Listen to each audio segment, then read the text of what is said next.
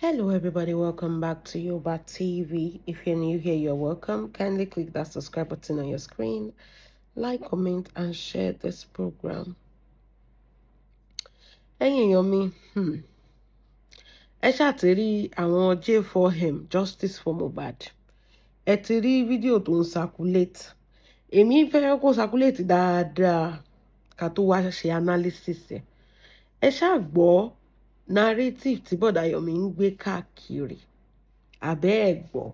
Torí tá bá sọ̀rọ̀ nsìn ẹ máa lọ iwájú ẹ máa lọ sẹ́yìn ni o. Ṣé rí bọ̀dá Yomi mi rò pé kan nú àwọn ìran yín ṣẹ̀wọ̀n rí wẹ́n náà ó lè bẹ̀rẹ̀ látòrí yín náà. Ó lè bẹ̀rẹ̀ láti orí yín. Let me read out what they said to you. Wọ́n ní Wunmi allegedly kpai Mohbad and paid Adura Aloba 3 million naira in BTC. Even that sentence or that statement, does it not even sound awkward to you? So when we got Mohbad, what? 3 million péré ni. Mohbad tó gba $72,000. Tó sì ní royalty lọ́dọ̀ àwọn Malians, owó gọbọi. TVDM gan confirm pé owó gọbọi ni. Ẹ jọ̀ọ́ nítorí Ọlọ́run. So 3 million wọ́n máa san fábùrú ẹ̀ láti cover kíní yẹn up. 3 million naira in BTC. Ṣé ẹ̀yin gan ẹ̀ tí ẹ gbọ́rọ̀ yẹn yẹ̀wò kẹ́ ẹ rí pé ọ̀rọ̀ rírùn ni bọ̀dá Yomi. Kẹ́ ẹ tí ẹ gbé ọ̀rọ̀ tẹ́ fẹ́ gbé jáde yẹn yẹ̀wò kẹ́ ẹ rí pé kò mú ọpọlọ wá, ọpọlọ bíntín, ọpọlọ áyán gan àti ẹ̀ ó sì ṣàpù ju nǹkan tẹ́ sọ yẹn. 3 million naira in BTC ni wọ́n fi ṣe wọ́n fi cover Mohbad up. Bọ̀dá Yomi ẹ ṣáà fẹ́ ṣẹ̀wọ̀n iná. Okay, ká wá gbé pé nǹkan tẹ́ ń sọ òótọ́ ni àbí ẹ bá wa gbé evidence jáde. Ibi tó ti fẹ́ wá interesting nìyẹn báyìí. Nǹkan tẹ́ ẹ sọ àti gbà ń sìn báyìí òótọ́ ni, in fact ẹ wà ń bẹ́ ìgbà tó ń fọ́ nǹkan mọ́ Mohbad lórí. Ó yá evidence yín. Ṣe rí pé ẹ ní ẹ̀yin àti Aunti Kemi ní ibẹ̀ ṣe ń pín wèrè ṣe fúnra yín kò yé èèyàn. Bẹ́ẹ̀ ṣe ń pín wèrè ṣe. The event that happened that day, wọ́n ti sọ 1,000,000 times and the story doesn't even change. Wọ́n ti sọ 1,000,000, even the nurse even confirmed it. No, here we have some failed actor, failed investigative journalist saying that they have they created an AI show, AI scene for what happened that day. Àwa lórí railings, wọ́n rébọ́ lórí railings, ó ti ṣubú ni, wọ́n jọ ń jà wọ́n gun lọ́rùn pa ni, ọkọ Wunmi ló lọ pa, bàbá Liam ló pa, nǹkan báyìí ló ṣẹlẹ̀, wọ́n ti ṣubú látòkèrè bọ́ sílẹ̀ ni, kò sí situation tẹ́ ẹ ti paint.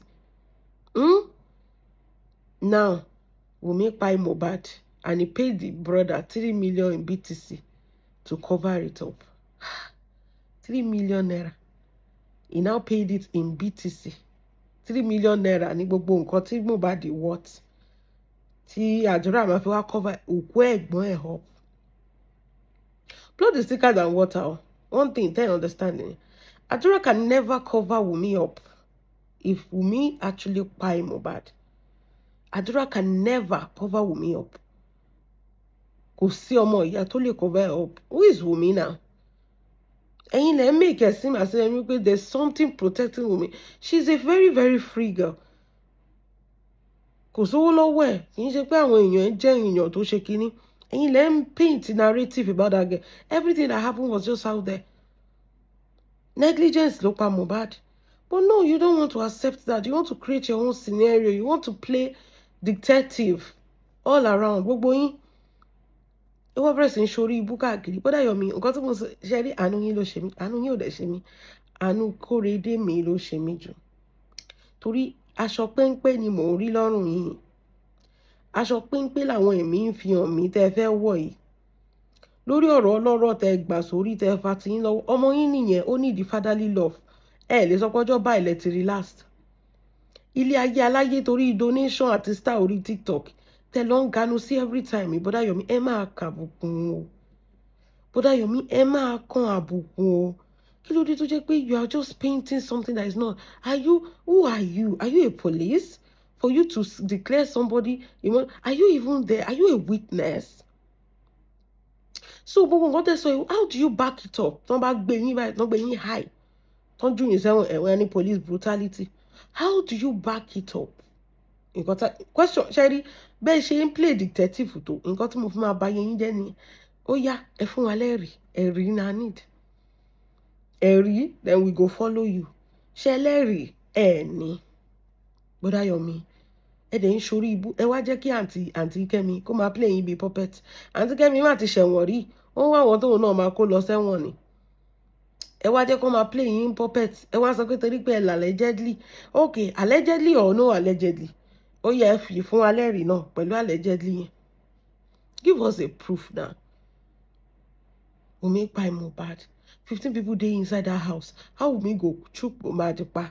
How then you make it make sense now. This is just too out there.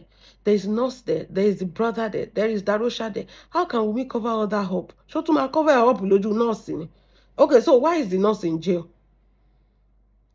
Lot of things. If there's something that happened and the nurse was there, they will leave a witness. Come on now. It doesn't make any sense at this point. Ṣé torí pé ibi tí ń pa yín? Fíìmù la mọ̀ yìí sí. Rí fíìmù ṣe. Ibi tí ń pa yín lẹ wá lọ ganu sórí ọ̀rọ̀ Mohbad. Ayé tó ń dáwó, ayé yẹn ti kọjá. Kò sí múgù mọ́ sí bèbí ti ṣẹ́jú bọ́dá Yomi. Kò sí anybody tó ń dáwó fẹ́ anybody mọ́ sí. Kí lẹ ṣì ń dúró ṣe ń bẹ̀? Ẹ wá create a different narrative. Ẹ wá jẹ́ káàntì Kemi wà sí Naija yẹn. Àǹtí Kemi wà ti japa. Tó ń bá gbé yín. Tó bá ní kẹ́ produce salt. Ẹ bá sọ pé Àǹtí Kemi ló sọ fún yín. Ẹ kàn máa lọ ṣẹ̀wọ̀n dànù. Ó di ex-convict nìyẹn. Wọ́n fi orúkọ kún orúkọ yín. Ẹ kàn máa lọ ṣẹ̀wọ̀n dànù. Because mi ò mọ reason tó jẹ́ pé ẹ fẹ́ máa ṣe ju ọlọ́pàá lọ. Ẹ fẹ́ máa ṣe ju ilé ẹjọ́ lọ. Kí ló kàn yín náà? Ẹ kàn máa ṣẹ̀wọ̀n dànù. Àánú yín ṣe mí ò bọ́dá Yomi. Ẹ fúnra yín lọ́pọlọ o. Ẹ fúnra yín lọ́pọlọ. Ọ̀rọ̀ ọlọ́rọ̀ lélẹ́yìí o. Ìwọ̀n bá lè yàn dá sí o. Ẹ ṣàánú ọmọ kékeré tó wà ní ayé ọmọ tẹ́ pè wá sílé ayé yẹn. Ẹ sì ṣe iṣẹ́ òru àbí swindler party tẹ́ ṣe níta gbangba tẹ́ ń dóra yín bẹ̀. Tẹ́ ẹ̀rí nǹkan kan mú bọ̀ bẹ̀. Ẹ tún ti bẹ̀rẹ̀ another narrative. Wọ́n kàn fi orí yín. Wọ́n ní yàtọ̀ bá fọ́ àgbọn lórí ẹ̀ kò kí ń dúró jẹ́. Nǹkan tó máa forí yín ṣe nínú justice for Mohbad ni. Àǹtí Kemi ń gbéyàn tó máa rán lọ sẹ́wọ̀n. Ẹ̀yin lẹ tún máa jẹ́ number 2. You better be careful of whatever it is you post at this time. Tó jẹ́ pé case yẹn ti wà ń court. And at the same time, the court is working. Tó bá pè yín pé kẹwàá jẹ́rìí sí agbára Ọlọ́run sí báyìí.